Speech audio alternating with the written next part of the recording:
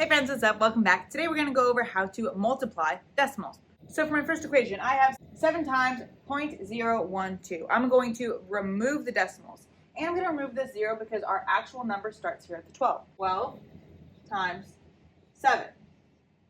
From here, multiply like normal. 7 times 2 is 14. 7 times 1 is 7, plus 1 is 8. Now, I'm going to look at my original equation and count how many numbers came after the decimal. I see that I have 1, 2, 3 in this one, and there's no decimal here, so we're just working with 3. That means I'm going to jump 3 spaces to the left to add my decimal. 1, 2, 3, and my decimal goes here. Now, because there's no number here, I just add a 0. So, our official answer is 0.084.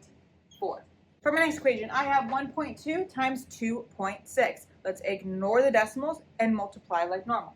So instead of 1.2, that's going to be 12, and instead of 2.6, that's going to be 26. 6 times 2 is 12. 6 times 1 is 6 plus 1, 7. Cross it, drop it, add a 0. Switch. 2 times 2 is 4. 2 times 1 is 2. Add 2, 7, 8, 9, 10, 11. From here, I'm going to count how many spaces are behind the decimal in each number. So for our first one, I have 1, and the second one, I have 1, meaning in total, I have 2. I get to jump 2 spaces.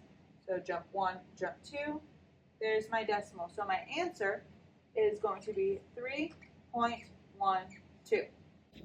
There you go. There's your mini lesson on how to multiply decimals. If you like this video, please give it a big thumbs up. Don't forget to subscribe, and I'll see you in the next one. Bye, guys.